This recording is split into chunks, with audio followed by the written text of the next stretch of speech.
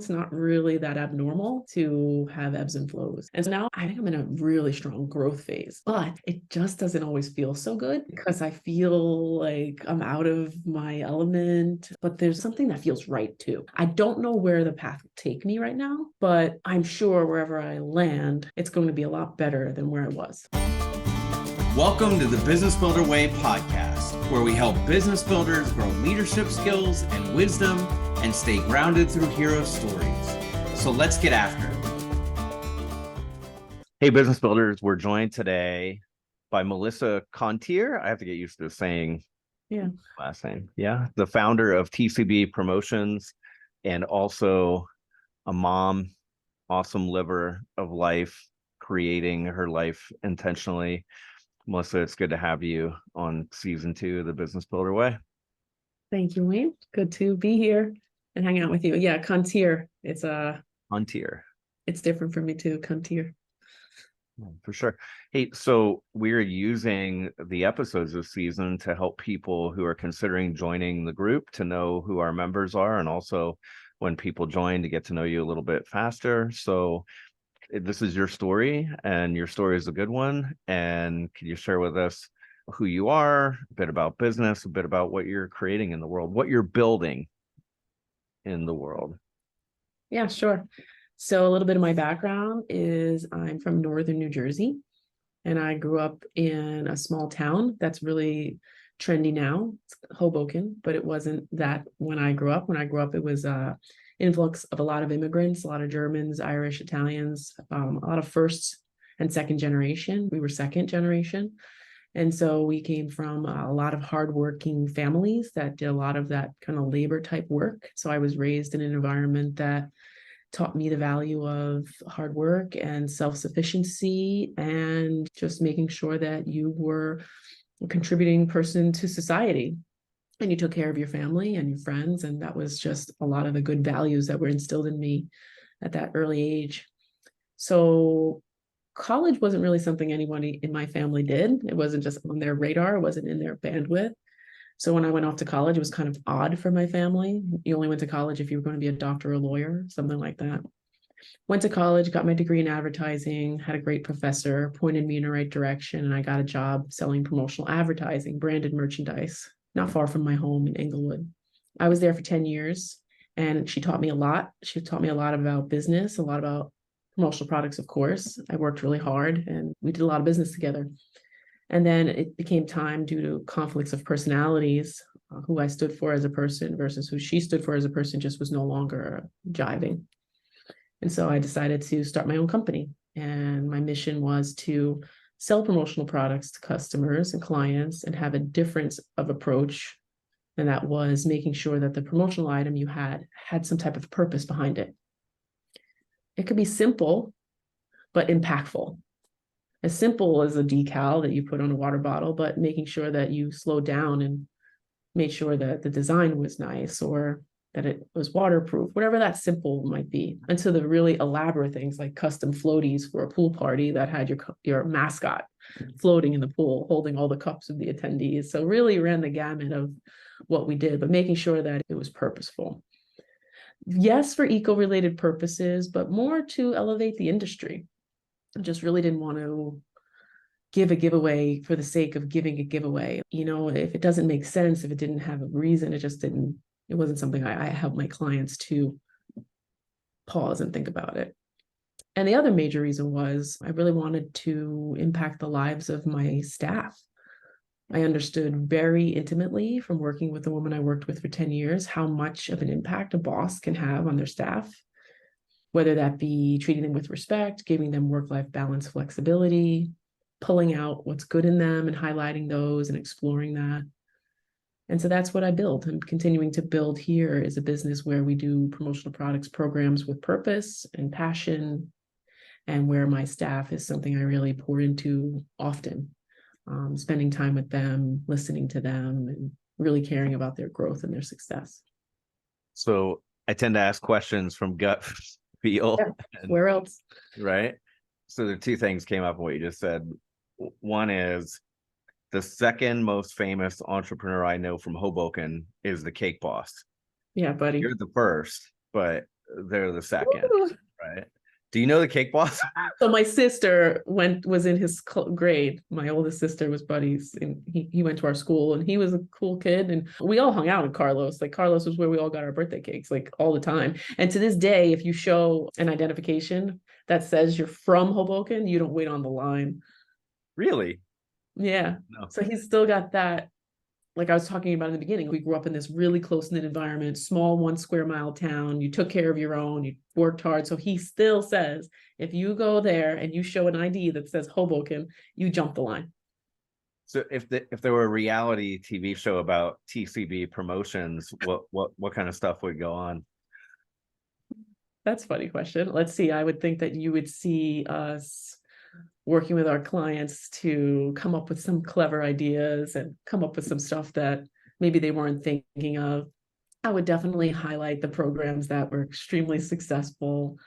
Yeah, there would be some times where you probably would see us dealing with customers that maybe wait to the last minute to order their products. It's a problem that we face a lot. Sometimes promotional products are done right, or the thing people really remember about an event.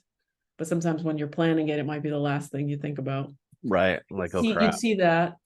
You'd see us maybe like if FedEx, like the fun stuff. Rushing the order. Sure. Yeah, the drama, right? Like begging the FedEx guy to.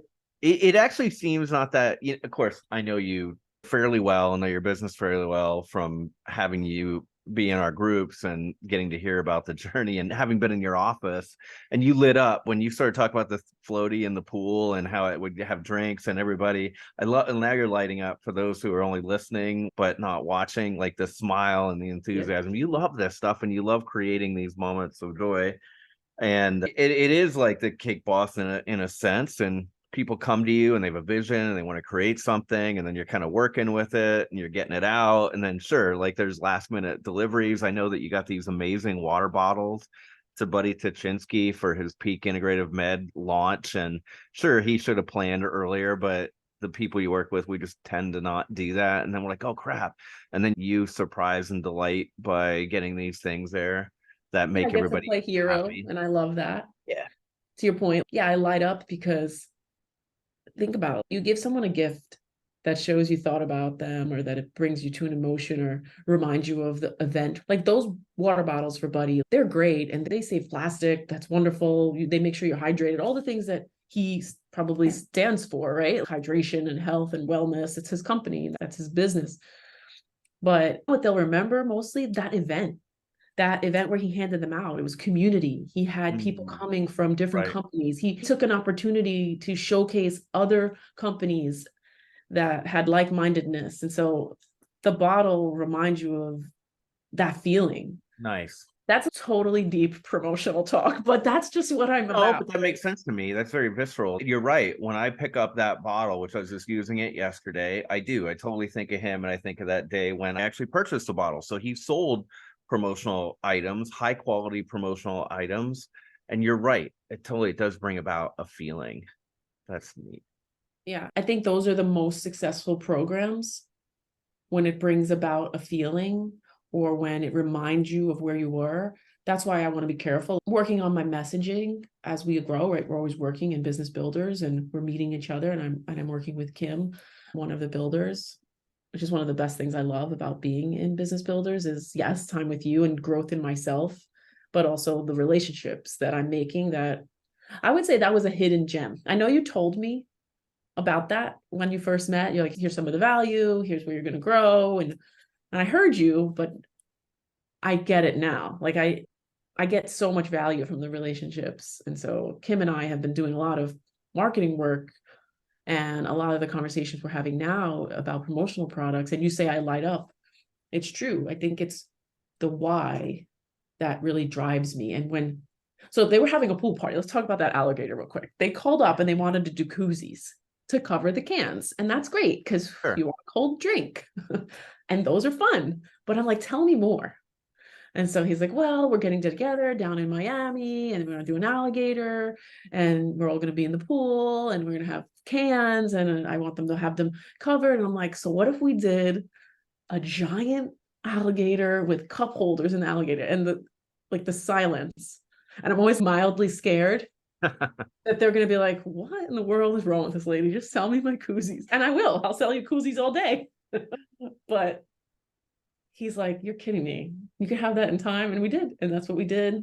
And the logo was on the alligator stomach. And I don't even know, but it was so yeah, I do light up. I light up when I see that moment where it matters and where what you did had impact. I think the title of this episode is going to be, I'll sell you koozies all day, but an alligator would be better. I think it's a great title. You said it. It's right. An alligator, a custom alligator. But a custom alligator would be better. Well, so thanks. I didn't even know a little bit about the education background. And there you are, and you start this company. When did you start your company? How long has TCB been in business? Where are you? Give us just a little bit of the logistics so people could paint a picture of what this is. So I dabbled with the company while I was still working with my other place, because I was hired at my other place to sell exclusively to one major organization. It was American Express. And that was my job. I was to sell American Express all day, every day, and nothing else. Without getting into detail, if I were to bring in other clients at that time, it really just got taken from me and then given to someone else. That's a story for another time. So at that point, I'm like, well, if I have these other obligations and maybe I have this company. So I did. I started a company on the side, did just about 50,000 a year in business with essentially friends and family. And then it started to grow, and so did the American Express business. So both were like booming. I was doing well with both because I'm really like conscious to make sure that what I was doing on the side was truly on the side. And so then when my daughter was born, my Meadow, she's 12 now, I decided to leave and begin to start to grow my own company. And I would say the tipping point was my best friend, Rafaela, tragically died of an aneurysm. I got a phone call. Meadow was 2 months old, and her sister's like, I have really bad news. Rafaela died. And I'm like, I was waiting for her as like a cruel joke. And at that moment, I was like, oh my gosh, I got to do this now. I got to move. I got to get out of here. And so that tragedy was the tipping point of something brewing all along anyway. But, you have that turning point. And I was like, here I go. I'm going to go and I'm going to do this. I'm going to start my own company. And so I did. She passed in February. And by December, I started the company exclusively, left the other organization, and started this in 2011. And so I worked out of the house for 6 years and was doing about $400,000 in sales at that time, doing really well, but it was just me. And I had some help coming in on occasion and working with some QuickBooks support through the QuickBooks platforms. And then I decided to move into the space I'm in now, which is near East Stroudsburg. And I started with one office, the office I'm in now. And then I continued to rent and sublet additional rooms over the course of the past 7 years. And now we're a staff of eight employees, 2 virtual, so that's 10. And now we're doing between 2 and 3 million on average in promotional products. And we do about 500 to 600 transactions a year. And we're working with some great resorts in the area. Kalahari, we're major in tourism, or big hospitality. We do a lot of hotel work, a lot of travel. University work is big. And we continue to grow, I think. And so where we are now today is continuing to carve out those markets and focus on those markets and expand and say, what other markets do we want to work with? Okay. And on the business, and as you're in the Business Builders program and you're in the Friday group with some other powerful women business builders. So where are you at now and what's going on? So where I'm at is we had a season of immense change. For the past 12 months, I had the most change ever in my organization in terms of we had a tragic loss. Unfortunately, one of our older staff members passed, our bookkeeper, which is, as you can imagine, was completely unexpected. That caused a ripple effect. We're now back to where we need to be and have a replacement in place, but that was a lot. We had 3 staff members leave really close together. I won't go into the why. Looking back, I can maybe understand the why at the time. If anybody wants the details, I could tell you another time, but just keep it short and sweet. I think it was just a growth pattern. As I was putting in more benchmarks to grow the company, a lot of what I learned is through Business Builders and the books we read. They didn't want to do what it potentially was going to take to get to the next level. And that's okay. They joined when I was here. And then when I elevated to here, they weren't the right team members anymore. And I've learned through Business Builders and everything I've read and talked to every My Friday powerhouse women is that was okay. So we're building again in a sense. And I'm learning through all of the things we're exposed to through Business Builders. I'm kind of not alone, right? Yeah, So you kind of feel like, oh my gosh, things are going bad. Oh, it's not really that abnormal to have ebbs and flows. And so now I think I'm in an exploratory phase where I'm saying, okay, this is what happened.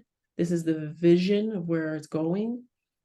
And I'm learning to closely look at processes, and I'm learning to ask a lot more questions and put in a lot more benchmarks to understand things. So to summarize, I think I'm in a really strong growth phase, but it just doesn't always feel so good because I feel like I'm out of my element of norm, but there's a small, still soft voice inside of me. It might be the Business Builders help and all the nice relationships I've gotten here. Like there's something that feels right too.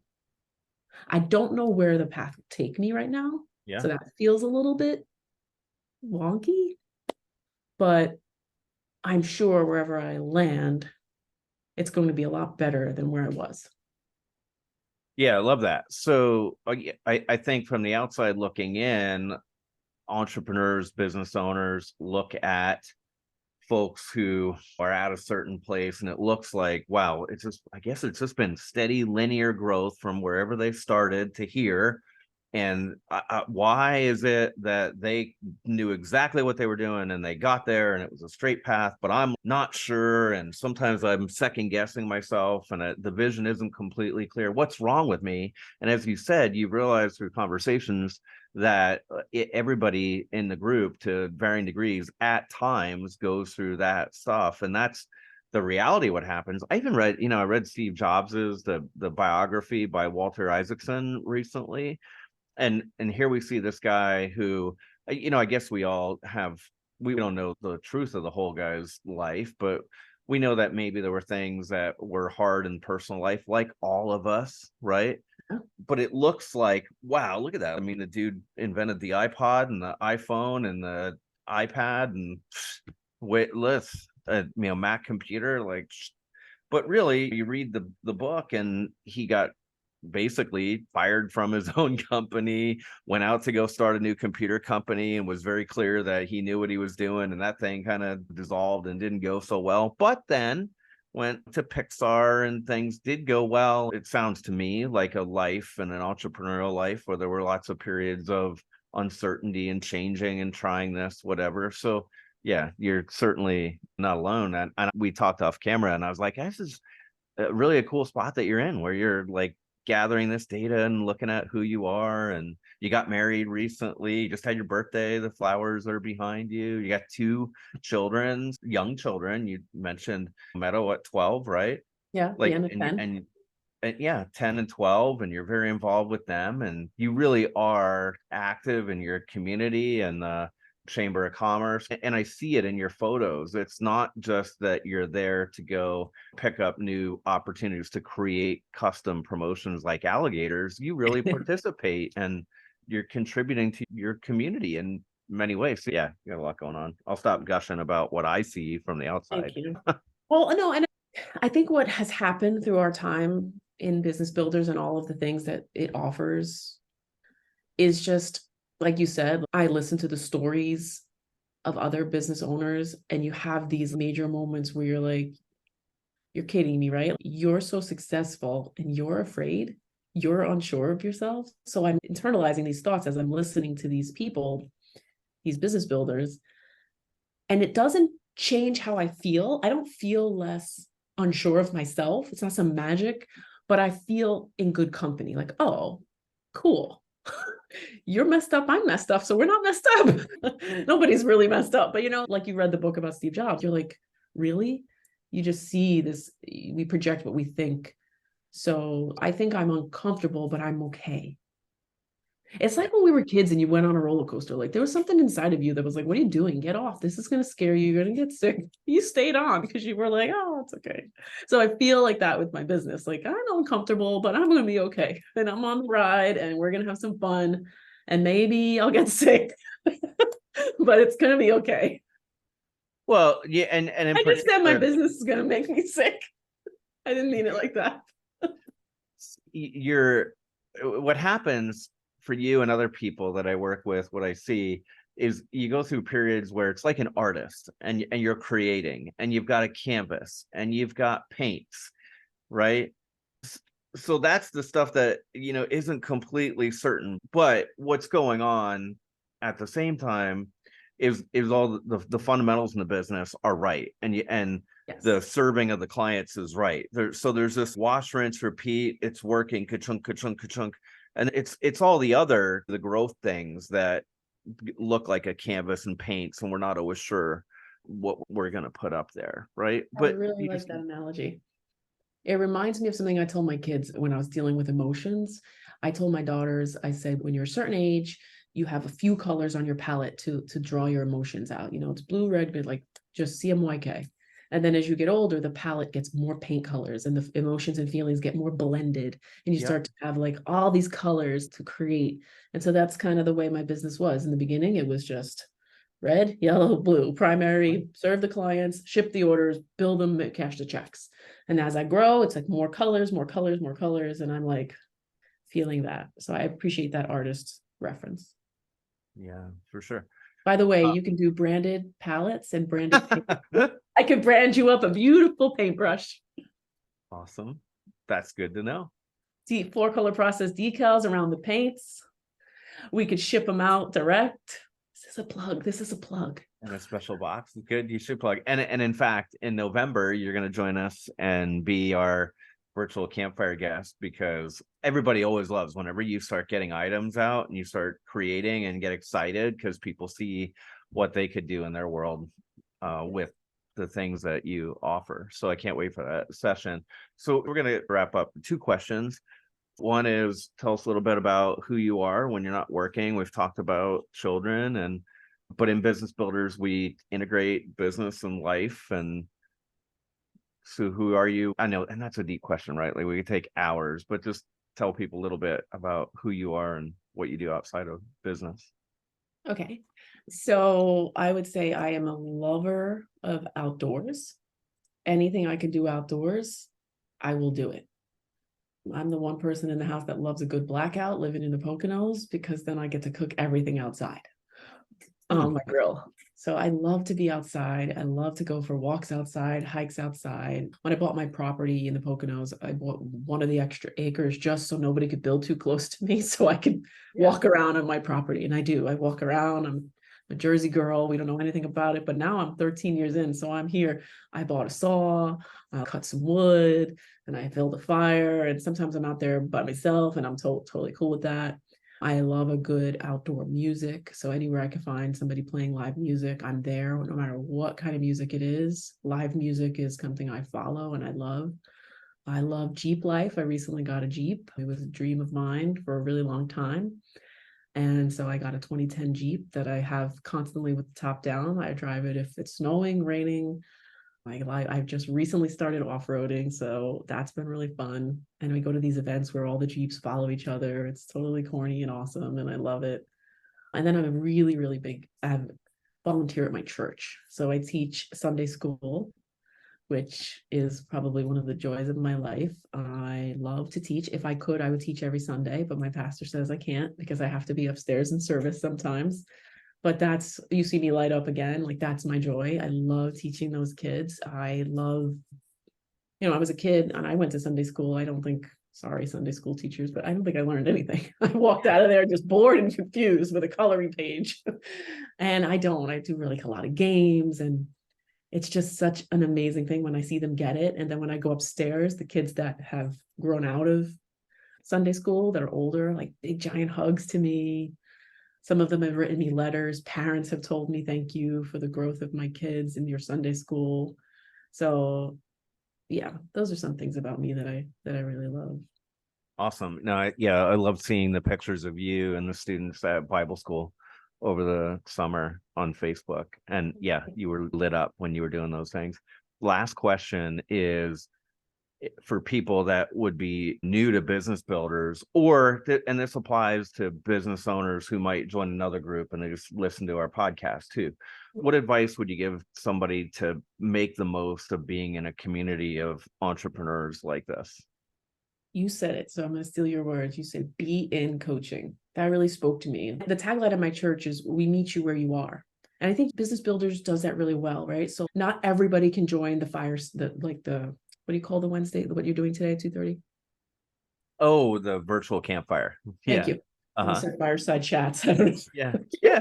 Yeah. Not everybody can come to every one of those, and maybe not everybody can do this or do that. But I think there's like, you have the Facebook page, you have the Monday, what's on your goal list, what's this on Friday, you have, sorry that I don't know the names of your cool stuff. No, it's fine. But you have all these things that can meet a business owner where they are, right? So you don't have time to call in, but you have time to read what somebody wrote, or you have time to listen to the podcast in the car. So yeah, you make it really easy to find what works for you to get in some type of coaching and some type of growth mindset for the business. And I think it's absolutely necessary. Looking back, I never felt more healthy in my mind than since I've had the time with you in Business Builders. I still feel the feelings of, am I doing it right? Is this right? Is it wrong? But I don't know, I sound corny, but I don't feel the pain. It's just kind of like, let's deal with it. What can we do? Let's talk about it. Let's look at it. Let's deal. It's just been really great. You've used the word corny 2 or 3 times about Jeeps, about the alligator, and just now the feeling, it strikes me, Melissa, like sometimes we have a catchword like that.